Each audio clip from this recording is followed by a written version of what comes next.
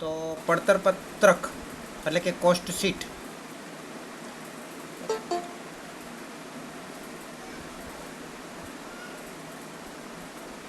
એ આપણે ફરીથી આજે બનાવીએ. શરૂઆત કરીએ કાચા માલના શરૂઆતના સ્ટોકથી. કાચા માલનો શરૂનો સ્ટોક જે આપણો ગયા મહિનાનો અથવા ગયા અઠવાડિયાનો અથવા ગયા મહિનાનો અથવા ગયા વર્ષનો બચ્યો હોય ઉત્પાદન કરવા માટે, જેમાં આપણે ગઈકાલે વાત કરતા હતા શર્ટ બનાવવાની. તો શર્ટ બનાવવા માટે જે ગયા વર્ષના શર્ટનું કાપડ બચ્યું હોય, જે આ શર્ટનું કાપડ પડ્યું હોય, જે આ વર્ષે આપણે એનો શર્ટ બનાવવાના હોય, તેને આપણે શું કહીએ? કાચા માલનો શરૂઆતનો સ્ટોક. જે કાચો માલ એટલે કે શર્ટનું કાપડ બચ્યું છે. બરાબર છે. હવે એ કાચા માલનો શરૂઆતનો સ્ટોક છે, તેની અંદર આપણે શું કરીએ? કાચા માલની ખરીદી ઉમેરીએ. કારણ કે આ વર્ષે આપણે પાછી નવો સ્ટોક લાવવો પડશે, નવા કાપડ ખરીદવું પડશે તૈયાર માલ બનાવવા માટે, શર્ટ બનાવવા માટે. એટલે આપણે કાચા માલની ખરીદી કરીએ. ત્યાર પછી આપણે કાચા માલને લગતા ખર્ચા ઉમેરીએ.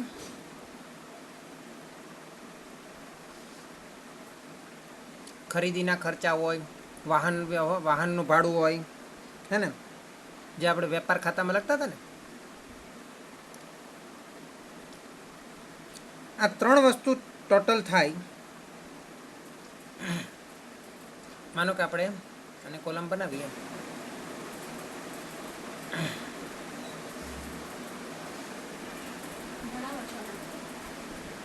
આ ત્રણ વસ્તુનું ટોટલ થાય.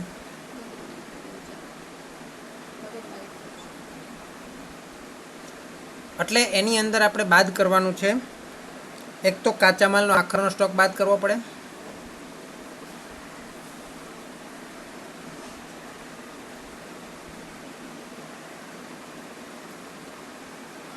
કાચા માલનો આખરનો સ્ટોક એ આપણે બાદ કરવાનો. એ ઉપરાંત જે ગઈકાલે મેં વાત કરી તેમ ભંગાર નહીં પણ એને શું કહીશું આપણે? નકામા માલનું વેચાણ. શું કહેવાય? નકામા માલનું વેચાણ. હવે એને તમે ભંગાર કહેતા હોય તો ભંગાર કહી શકો, બરાબર છે. પરંતુ નકામા માલનું વેચાણ કરીએ તો આપણને પૈસા આવે, એને ઉપજ કહેવાય. એટલા પૈસા આપણા બચ્યા, એટલું આપણું આવક થઈ ગઈ, એટલે એટલી આપણી કોસ્ટ ઘટી, એટલે કે આપણી પડતર ઘટી. આ બે વસ્તુ આપણે બાદ કરી દઈએ. એટલે આપણને ચોખ્ખો માલ સામાન મળે. શું મળે? ચોખ્ખો માલ સામાન મળે. આ ચોખ્ખા માલ સામાનની અંદર આપણે બીજી બે વસ્તુ ઉમેરવાની. માલ સામાન પછી મજૂરી. શું ઉમેરવાનું? પ્રત્યક્ષ મજૂરી. આ આપણને શું મળ્યું? પ્રત્યક્ષ માલ સામાન. ચોખ્ખો પ્રત્યક્ષ માલ સામાન, હે ને? પ્રત્યક્ષ માલ સામાન. હવે એની અંદર શું મળે? ઉમેરવાનું પ્રત્યક્ષ મજૂરી ઉમેરવાની. આ બે અગત્યના તત્વો છે. અને ત્યાર પછી આવશે પ્રત્યક્ષ ખર્ચા, હે ને? પ્રત્યક્ષ ખર્ચામાં કયા હોય? તો કે એ માલ જે જગ્યાએ ઉત્પાદન થાય છે એ જગ્યાએ જે માલ ઉત્પાદન થયો ત્યાં દરેક લાગતો ખર્ચો. દાખલા તરીકે માલ જે જગ્યાએ ઉત્પાદન થાય છે જેમાં માલની કિંમતમાં એકમ દીઠ ફેરફાર કરી શકે તેવો ખર્ચો, હે ને? દાખલા તરીકે માલની કિંમતમાં ફેરફાર કરી શકે એટલે કે ઉત્પાદનની કિંમતમાં ફેરફાર કરી શકે. પ્રત્યક્ષ એટલે કે ડાયરેક્ટ માલ સાથે સંકળાયેલો હોય એવો ખર્ચો. દાખલા તરીકે આપણે રોયલ્ટી આપવી પડે, બ્લુ પ્રિન્ટના ખર્ચા આપવા પડે, તે બધા. હવે આટલું પતે એટલે એની અંદર આપણે કારખાનાના પરોક્ષ ખર્ચા ઉમેરવાના હોય. અહીંયા આપણે જે મળે જવાબ તેને આપણે પ્રાથમિક પડતર કહીએ. શું કહીએ? પ્રાથમિક પડતર. આ પ્રાથમિક પડતરની અંદર આ બધા કારખાનાના જ ખર્ચા છે. પણ હવે કારખાનાના ખર્ચા કયા આવશે? પરોક્ષ ખર્ચ આવશે. અત્યાર સુધી કયા ખર્ચ આવ્યા? પ્રત્યક્ષ ખર્ચ આવ્યા. હવે પરોક્ષ ખર્ચા ઉમેરવાના છે. તો પરોક્ષ ખર્ચની અંદર પણ પહેલું શું આવે? કારખાનાના પરોક્ષ ખર્ચમાં પહેલું શું આવશે? કારખાનાના પરોક્ષ માલ સામાન.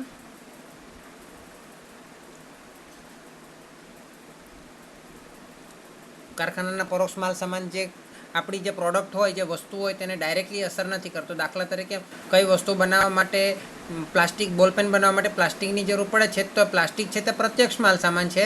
જ્યારે એ કોઈ વસ્તુ બનાવવા માટેનું જે યંત્ર, એટલે એ પ્લાસ્ટિકની વસ્તુ બનાવવા માટે, બોલપેન બનાવવા માટે જે યંત્રનો ઉપયોગ થાય છે, યંત્રની અંદર ગ્રીસ કે ઓઇલ નાખવામાં આવે, તે પણ માલ સામગ્રી જ છે, માલ સામાન જ છે. પરંતુ એ બોલપેનની વસ્તુને ડાયરેક્ટલી અસર નથી કરતો, ઇનડાયરેક્ટલી અસર કરે છે ઉત્પાદનને. તેથી તેને પ્રત્યક્ષ ના કહી શકાય, પરોક્ષ કહેવું પડે. બીજું આપણે આવશે પ્રત્યક્ષ મજૂરી, પરોક્ષ મજૂરી, કારખાનાની પરોક્ષ મજૂરી.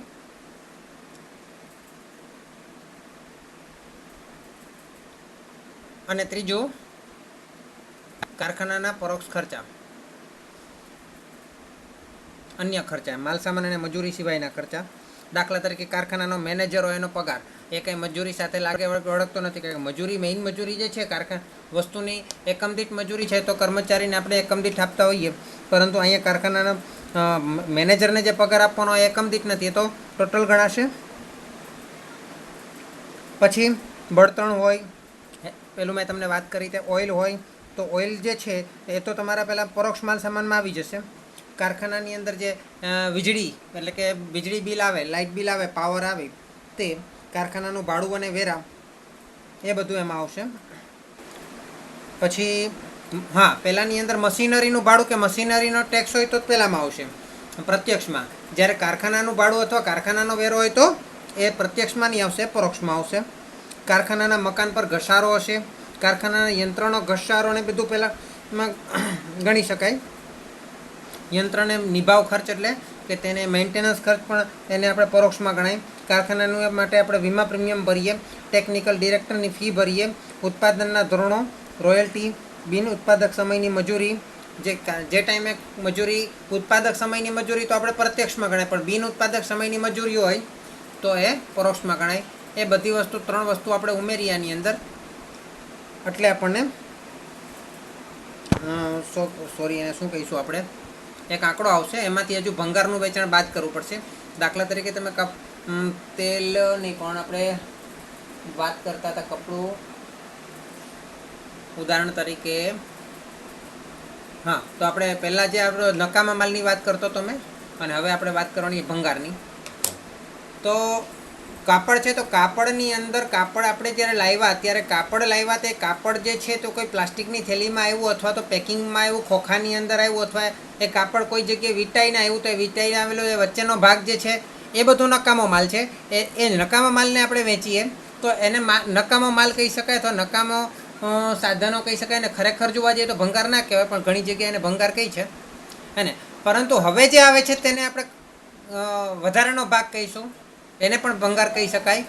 હવે જે છે તે શું થયું કે હવે તમે એ કાપડનું કટિંગ કર્યું એટલે તમે દરજી ટેલર હોય તો કાપડનું કટિંગ કરેલ, એની અંદર બહુ નાના નાના ટુકડાઓ નીકળે. એ ટુકડાઓ નીકળે એ પણ કોઈ જગ્યાએ વેચી શકાય અને એનો પણ ઉપજ થઈ શકે. તો અહીંયા એ શબ્દને આપણે અહીંયા ભંગાર તરીકે વાપરીએ તો એ વસ્તુને આપણે બાદ કરીએ, કારણ કે એમાં પૈસા આવે છે. અહીંયા જે પૈસા આવશે એ આપણે બાદ કરવાના છે, તો એને આપણે કહીશું ભંગારનું વેચાણ. ભંગારનું વેચાણ.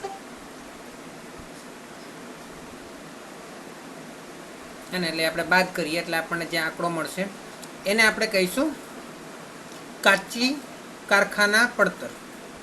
કાચી કારખાના પડતર. આ કાચી કારખાના પડતરના અંતે આપણે કાચા માલનું કામ પૂરું થયું. હવે આપણે વસ્તુ બની ગઈ છે અડધી, અમુક જગ્યાએ અડધી તૈયાર વસ્તુઓ બની છે, અમુક જગ્યાએ આખી તૈયાર વસ્તુઓ બની છે. તો આખી તૈયાર વસ્તુ બની ગઈ છે એની વાત આપણે પછી કરીએ. જે અડધી તૈયાર વસ્તુ બની છે એના માટે 2 ઓપ્શન છે. આ પ્રાથમિક પડતરની પહેલાં પણ એને ગણી શકાય અને પ્રાથમિક પડતરના પછી પણ ગણી શકાય. તો બંનેની અંદર જવાબ થોડોક ફેરફાર આવે. બંનેની એક મેથડ છે, એક બંને સિસ્ટમ અલગ છે.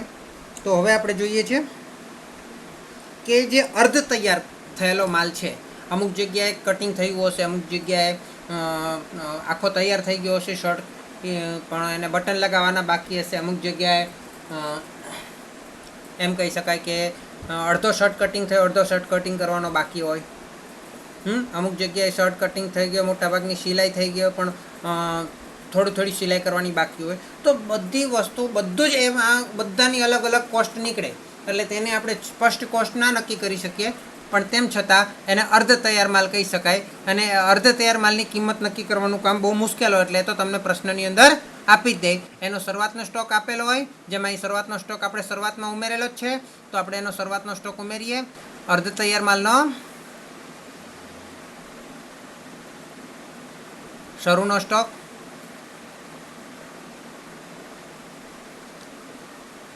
ઉમેરવાનો, અને ત્યાર પછી અર્ધ તૈયાર માલનો છેવટનો સ્ટોક બાદ કરવાનો. એ બાદ કરીએ એટલે આપણને પાછો એક આંકડો મળશે, તેને આપણે કહેશું, આપણે પેલું કાચું મળેલું હવે ચોખ્ખું મળે, ચોખ્ખી કારખાના પડતર મળે.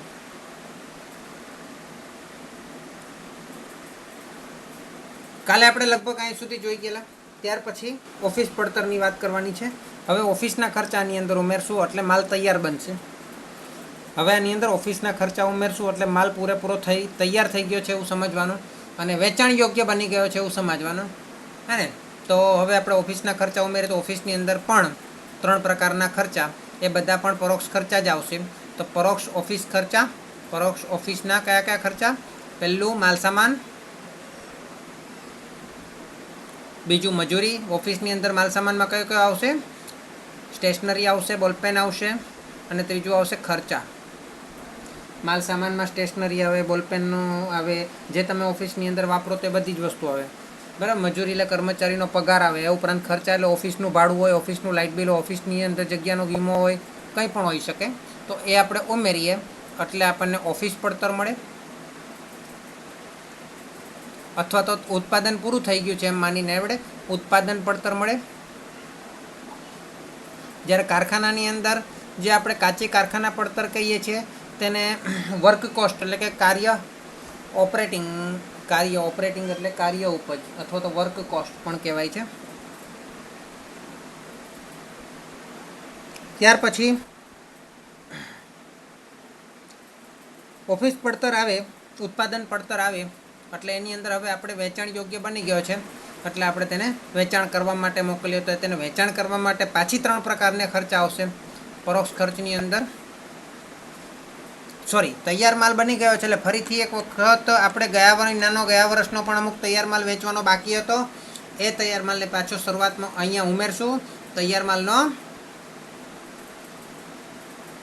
શરૂનો સ્ટોક,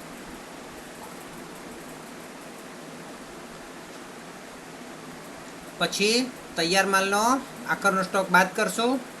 તૈયાર તો માલ છે પણ આપણે બધો વેચતા નથી, જેટલો વેચીએ છીએ તૈયાર માલનો આખરનો સ્ટોક એટલો નથી. તૈયાર માલનો આખરનો સ્ટોક, તૈયાર માલનો શરૂઆતનો સ્ટોક અને આખરનો સ્ટોક. શરૂઆતનો સ્ટોક ઉમેરવાનો છે, આખરનો સ્ટોક બાદ કરવાનો, એટલે પાછો એક આંકડો મળશે, બરાબર છે. એ આંકડાને હવે આપણે અહીંયા ગણતરી કરવી અધૂરી છોડી દેવી પડે, એટલે આપણે આ વસ્તુ અહીં ઓફિસ પડતર પર જ અટકાવી દઈએ અને ત્યારથી આપણે આગળના ભાગમાં જઈને ગણતરી કરીશું. અથવા તો આને આપણે ઉત્પાદન પડતર કહી શકીએ ને, વેચેલ માલની પડતર તો કહી જ શકીએ. એટલે આને ઉત્પાદન પડતર અહીંયા મળી ગઈ, જેટલું ઉત્પાદન થયું તેની પડતર મળી ગઈ, પરંતુ એમાંથી વેચેલ માલ કેટલો છે? માની લો કે અહીંયા તમે 500 એકમો તમારા બન્યા, એમાંથી વેચ્યો કેટલો?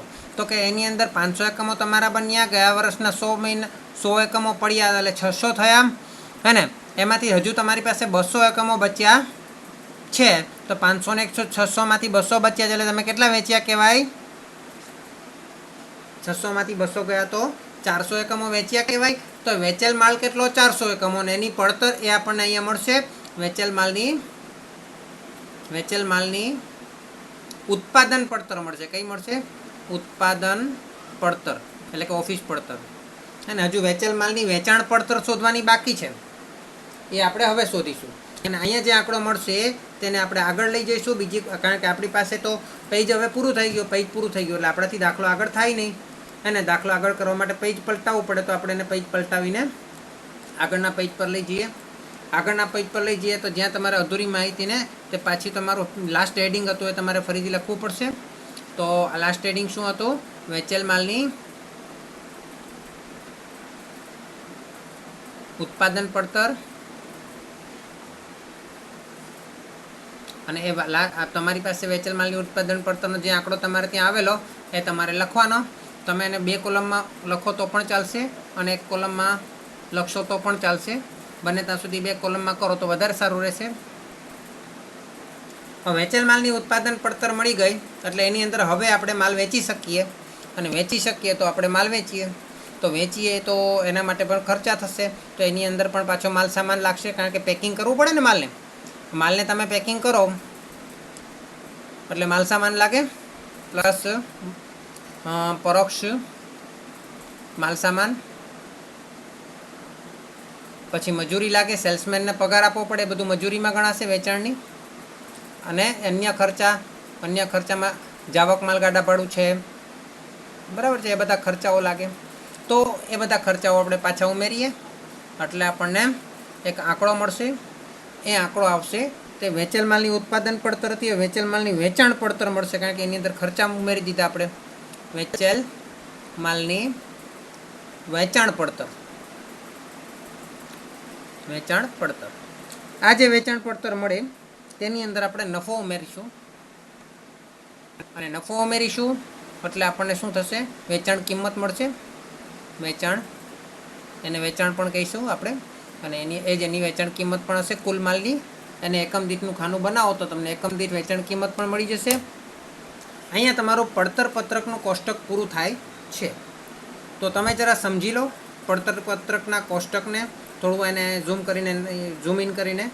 આઉટ કરીને નાનું કરી દઉં છું અને તમે જરા જોઈ લો ઉપર છેલ્લું. અને લખવું હોય તો લખો, એ તમારી મરજીની વાત છે. પછી લખવું હોય તો પછી લખો, સ્ક્રીનશોટ લીધા પછી. તો